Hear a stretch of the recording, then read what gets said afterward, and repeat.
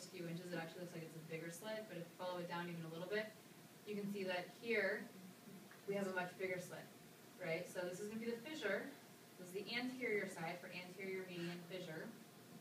And then if we pan up to the other side of the central canal, we'll see that this will then be the posterior median sulcus. Okay? So now that we know which side is the front and which is the back, we can identify these things. So let me get this to you right here. So in this view, we can actually identify all we'll need to identify on the posterior side. In the middle, we can see our slit right here, our posterior median sulcus, and on either side, we have those dorsal columns. So a dorsal column here, dorsal column here. Further out, this is going to be part of the wing of the gray matter. So we have our posterior or dorsal horn on this side, and again on this side, we have a posterior dorsal horn. Now I'm going to zoom up to the top, but if you can see in the corners, the gray matter of these dorsal horns go as far up as we can see, right? So as I'll show you as we pan up, the dorsal horns go all the way to the edge of the spinal cord. See, right there. So kind of where you had that crevice and the funky mark on the screen, the dorsal horn goes all the way up to there.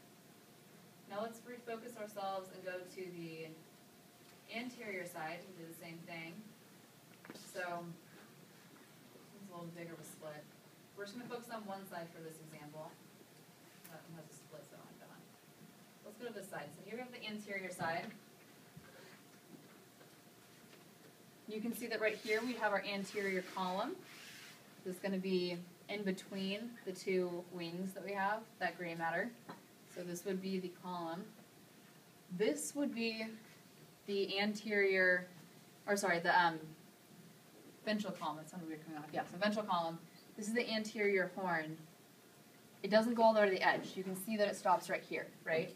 That's another important differentiation because some of the slides that you get aren't going to have really great anterior median sulcuses like this one, or fissures like this one does. So if you can't really tell using that strategy, try to figure out which horn goes all the way to the edge. And that's another way you can tell which side is anterior and posterior. So now I'll show the horns a little bit better for this one.